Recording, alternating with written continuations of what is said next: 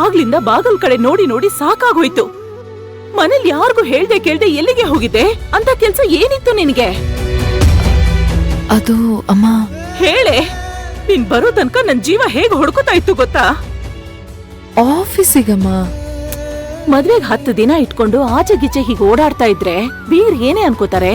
ಅದು ಅಲ್ದೆ ಅವರು ನೀನು ಆಫೀಸ್ಗೆ ಹೋಗೋ ಅವಶ್ಯಕತೆನೇ ಇಲ್ಲ ಅಂತ ಹೇಳಿದಾರೆ. ಇಲ್ಲ, ಆ ಕೆಲ್ಸಕ್ಕೆ ಹೋಗ್ಬೇಡ ಕಣೆ, ಬಿಟ್ಬಿಡು. ಅಯ್ಯೋ ಅಮ್ಮ, ಹಾಗೆಲ್ಲ ಏಕಾಏಕಿ ಬಿಡೋದಕ್ಕಾಗಲ್ಲ ಅಮ್ಮ. ನೋಟಿಸ್ ಪೀರಿಯಡ್ ಅಂತ ಇರುತ್ತೆ. ಓ, ಹಾಗಾದ್ರೆ ನಾಳೆ ಮದ್ವೆ ಅನ್ನೋವರೆಗೂ ನೀನ್ ಕೆಲ್ಸಕ್ಕೆ ಹೋಗ್ತಾನೆ ಇರ್ತೀಯ. ಮುಹೂರ್ತದ ದಿನ ಮಾತ್ರ ರಜಾ ಹಾಕ್ತೀಯ, ಅಷ್ಟೇ ತಾನೇ? ಅಮ್ಮ, ಮದ್ವೆಗ್ ಮುಂಚೆನೆ ಇಷ್ಟೆಲ್ಲ ಕಂಡೀಷನ್ ಹಾಕೋರು ಇನ್ ಮದ್ವೆ ಆದ್ಮೇಲೆ ಈ ಸಂಬಂಧ ಬೇಕಮ್ಮ? ಅಯ್ಯೋ, ಮದ್ವೆ ಹತ್ರ ಬರ್ತಿದ್ದ ಹಾಗೆ ಈ ತರ ಮಾತಾಡ್ತಿದ್ಯಲ್ಲ ನೀನು. ಹಾಗಲ್ಲಮ್ಮ, ಒಂದ್ಸಲ ಯೋಚನೆ ಮಾಡಿ ನೋಡು. ನಾನೀ ಮದ್ವೆ ಆಗದೆ ಇದ್ರೆ ಆಫೀಸಿಗೆ ಹೋಗ್ಬೋದಾ?